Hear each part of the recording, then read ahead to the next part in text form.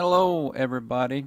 Today is August 18th, 2018, and this is Today in Art with Christopher Pack. Now, what I'm planning on doing here is to use the internet, say Google, and continuously, currently right now, daily, educate myself on what's happening in the art world. And if you're listening, you can educate yourself by listening or watching. I'm doing the video version up on YouTube, on my YouTube channel, Christopher Pack, P-A-C-K. I also have Facebook, I have Instagram, I have Facebook, Instagram, YouTube. I think that's the bigger ones, and Twitter as well. So I had a buddy give me a suggestion that instead of like kind of a live read reaction, I kind of go in. So if you're looking, I have like all these tabs open where I like went in and did like prior research to this one specific article here, which we're going to be discussing, which is basically the fall art preview in the New Yorker. Also, I'm putting up audio versions of this as well. It's initially going up on YouTube, and then after that, audio only will be, I'm using the Anchor app, and it'll be on there, and from there it's supposed to, like if you want to listen to it as soon as I upload just the audio, you can follow me on the Anchor app, and it'll be just under Today in Art. But from there, it's supposed to like disperse it out to like Spotify and Apple iTunes, and there's like it said like 13 total kind of podcasts. So hopefully that will get going. And also, I'm wanting to make these not as maybe long-winded, because yesterday's was like 30 minutes. So that's why I'm trying to like go in and do some of the pre-reading and like pre-research to give you more of the actual facts itself. So let's get into this. This is like a fall art preview. Basically, I went in and I was reading this. This one's a pretty short article, so I can probably read it as well. It's basically going in like shows that are coming up with artists that haven't really been shown or like really recognized until as of late, with like Jack Whitten, because he passed away earlier this year in January. He was like known as a he passed away at the age of 78. He was renowned as an abstract painter, but he also made sculptures in his studios in New York, and said they were more or less kind of secret. As fashioned by the Alabama-born artist from wood, marble, fishing line, nails, glass, and other materials with totemic works will be seen at Met Bureau in the company of his paintings and a selection of relics from Africa, ancient Greece, and American South, which informed his aesthetic. So if you're following along on the video, it goes to his sculpture thing, which actually it says Odyssey, Jack Whitten sculpture 1963 to 2017, and it's supposed to be, this is already, it says April 22nd, July 29th, 2018, so I don't know why that might have been talking about his previous work. No, it says it opens on September 6th. Maybe this is a previous show it was in. But it's showing kind of like almost like two stands, like some wood and a bunch of nails. This is like from 1983 to 84. And it's talking about that with this exhibition of his carved and assembled sculptures inspired by materials and traditions of Africa and ancient Greece. From the first time they'll be on view. Organized by the Baltimore Museum of Art and the Metropolitan Museum of Art. They're going to have 40 of his sculptures. Then they just talk about his carved from like a diverse spectrum of materials. Like there's wood, marble, copper, bone, and personal mementos. Contextualized with African Minoan and Cyclactic sculptures. I'm not sure what Cyclactic. Let's see what Cyclactic is. I should look this up one earlier. Oh, come on now. Related in to Bronze Age. Okay.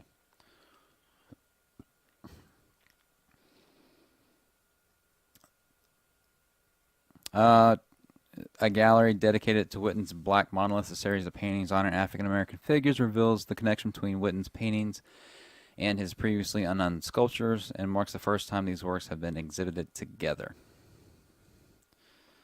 Alright, then it's also talking about he actually has a painting in another show coming up called Soul of a Nation, Art in the Age of Black Power. It's arriving September 14th.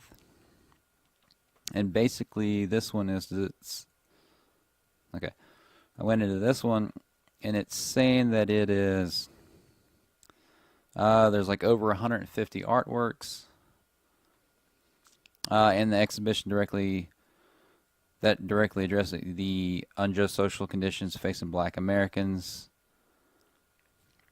I think it's centered around, it's centered around from like 1963 to 1983. It's talking about Jack Whitten. Where's it at? Jack Whitten's abstract tribute to Malcolm X. And there's a load of other artists in there. I believe it was more than 60. Yeah, this exhibition brings together for the first time the excitingly desperate practices of more than 60 Black artists from this important moment. Then it's talking about another show that's coming up. People cavil about the influence of the art market today, but patrons have been holding sway for hundreds of years. The Frick exhibits two 15th century Netherlandish altar panels commissioned by and portraying alongside their Virgin, her child, and saints, Carthusian monk Jan Vos. So this is the Charterhouse of Bruges, Jan van Eyck, and Petrus, Christie, and Van Joss. So it's basically showing a couple of paintings. Van Joss was, I believe he said he was a certain,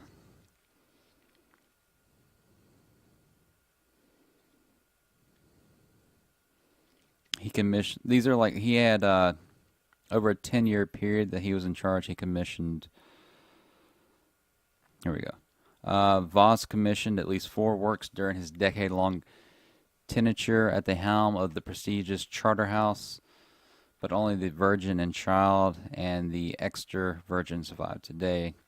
So they're very, like, historical in that sense. So it's like from 14.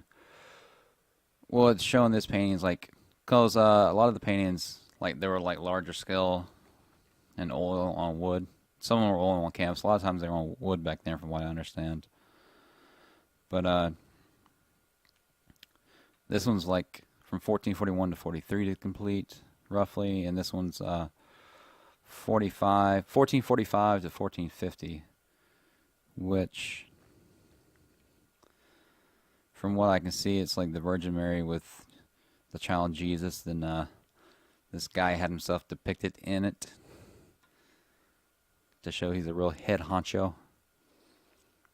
Then maybe there's a, I don't know the specific history of these paintings. But yeah.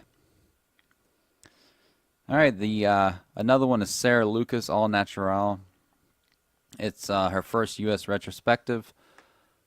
Of the British artists she's part of, from what I was reading, she's part of like the young British artists, that movement that came out in around the 1980s. Here's one of her works where it's showing that photographed with like egg yolks around her breast. A lot of her stuff seems to be very here we go. Over the past 30 years, Lucas has created a distinctive and provocative body of work that subverts traditional notions of gender, sexuality, and identity.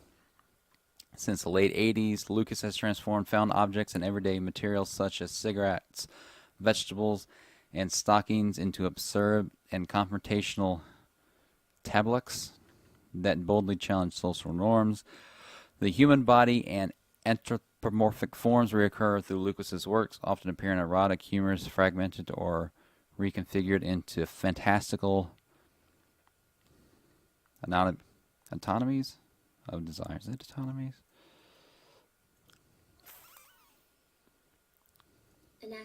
Anatomy of desire. Okay, cool. She was initially associated with the YBA, the Young British Artists. Now they're saying she's one of the UK's most influential artists. I believe. Was it this one? And like she's shown kind of all over the place too.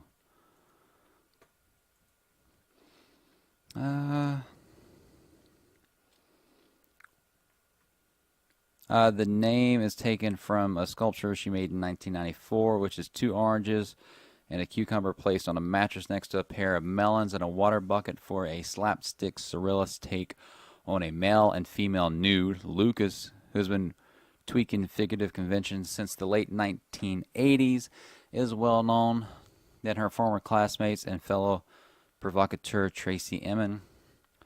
This may change when the new museum fills 3 floors with Lucas's works beginning September 26th.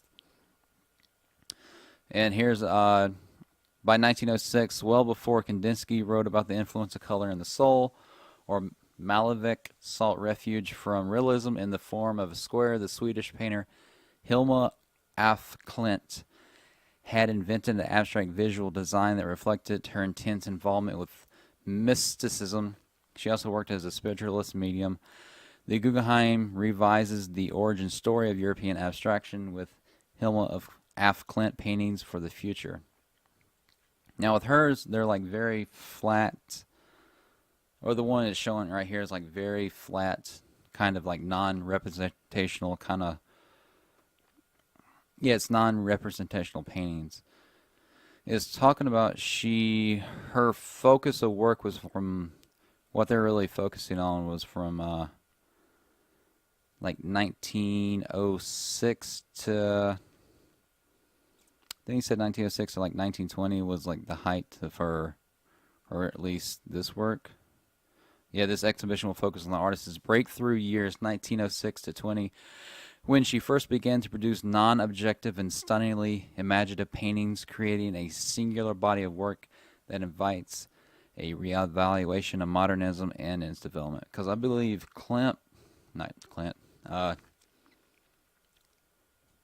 Kandinsky that they were talking about, I believe that,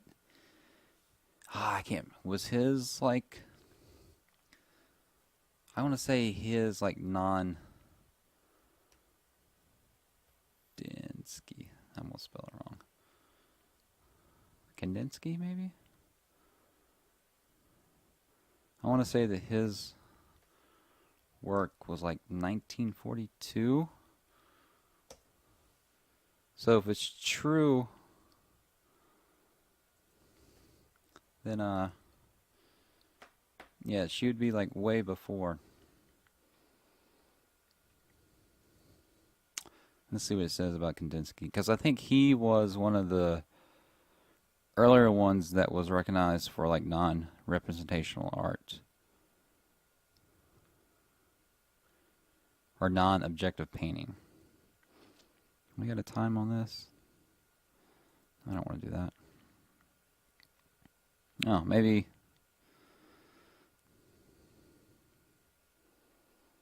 I don't don't need a long thing. Right here. So, well, yeah, I guess it's around the same time. I was thinking it was like in the 1940s for some reason, but it's around the same time as Hilma Klint. But it's also saying that she rarely exhibited them and she was convinced the world was not yet ready to understand her work, stipulated that it not be shown for 20 years following her death. And she died. Does it say exactly when she died? She was born in 1862. Went to the Royal Academy of Fine Arts, graduating with honors in 1887. Let's see when she passed away.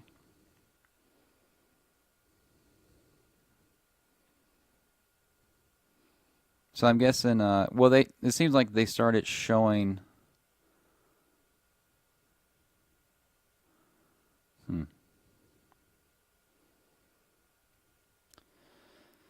They're showing somebody else with it that has an interest in her work. I didn't say. But it's saying that she had a, I bet I could do this. But it's saying that she was wanting to wait 20 years after her death before she was shown. 1944, so around, if they did that, then it would have been around 64. And this is a picture of her here, watching the video. But it was saying here that like a lot of it seems like a lot of these artists are like kind of, they weren't really super popular or known like in their time or until late in their life, and now with these kind of like retrospectives going on, they seem to be getting like notoriety with like Klint. Sarah Lucas seems to be pretty known. There's the older paintings. They're talking like Jack Whitten wasn't really, he was like kind of known, but he wasn't super famous until maybe like the last years of his life. He started to like pick up some notoriety, which is another issue that can be had with artists. Like they can do this stuff their whole life and not really get any recognition until after death or very late in their life, if any. It's saying Bruce Newman is arguably the most important living American artist and certainly among the most influential since the mid-1960s, working in sculpture, performance, video, drawing, neon photography, and room-size installations. He has explored the discomforts of the human condition with sharp wit and formal dexterity. Sixth floor of MoMA and the entirety of MoMA PS1 are dedicated to Bruce Nauman disappearing acts. As I haven't heard of him before, which I probably should have. Which I probably said before, I didn't know who Jack Whitten was. I knew who John Van Eyck was. I don't remember hearing about Sarah Lucas, but I have heard about some of the other YVAs. Hilma of Klint I haven't heard of. And Bruce Newman I haven't heard of. But they was talking about some of his works. I was watching some of his stuff. It's like he had like slow-mo video of him like poking himself like in the eye and the nose and the ear. Then also he was from what I've seen, he was like doing sculptures with like he's like casting kind of like figures but in weird ways. He was born in 1941, so he's actually still alive. Hilma's dead. Sarah's alive. He's obviously dead. Jack Whitten passed away this year, I believe it was. So, like I was saying, either like once they pass or kind of later. But he was saying that, where's that? Talking about the retrospective. Disappearing Acts traces strategies of withdrawal in Newman's works, both literal and figurative. Incidents of removal, deflection, and concealment. Bodies are fragmented. Centers are left empty. Voices emanate from hidden speakers. The artist sculpts himself in abstinea. What is that? No. Word.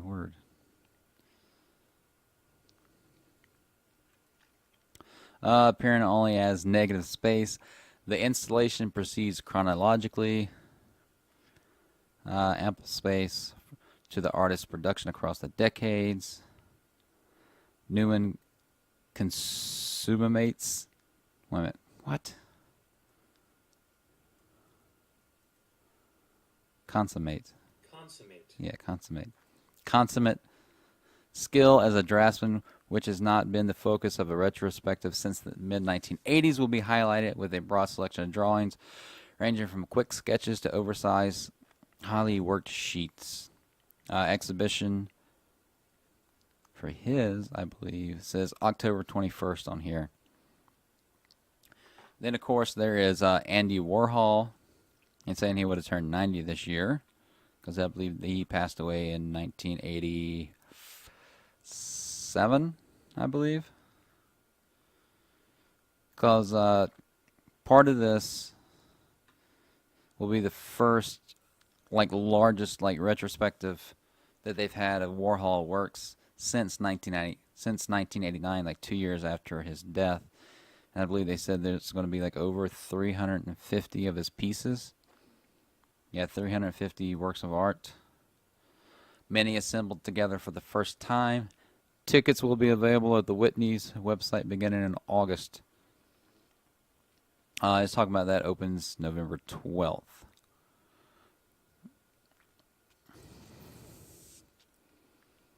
Saying the curator of the Whitney show will be Donna Del Salvo. So, that seems to be the kind of bigger standout shows that's going on this fall. So you got the Sullivan Nation Art in the Age of Black Power arriving September 14th. You have the Charterhouse of Bruges, Jan van Eyck, Petrus, Christen, and Van Joss, September 18th. You have Sarah Lucas, All Naturel, September 26th. You got Hilma of Klint on October 12th. You have Bruce Newman, October 21st. And you have the Andy Warhol from A to B and back again on November 12th. I'll have the initial article linked and all the other articles as well that goes to their respective show pages. So, I actually doing the research, it shortened it a little bit, I guess. It's still kind of this one seemed like it's fairly short till you actually get into it and start researching the individual actual shows and the people and all that, which I didn't know. Obviously I knew Warhol. I think that might have been the only one I knew. Well, I knew Jan van Eyck, but yeah. So I actually learned quite a bit today. So I'm going to have this up on YouTube. If you're on YouTube, you're watching this right now. I'll put it up on audio. My name is Christopher Pack. This has been Today in Art. If you want to check me out, you can go on my website, ChristopherPack.com. Facebook is Chris Pack Art. My Instagram is Christopher Pack Art. My Twitter is Chris Pack 1986. And the podcast is Today in Art. So, have a great day. I'll catch you later. I think I just hit the mic. All right. See you. Bye.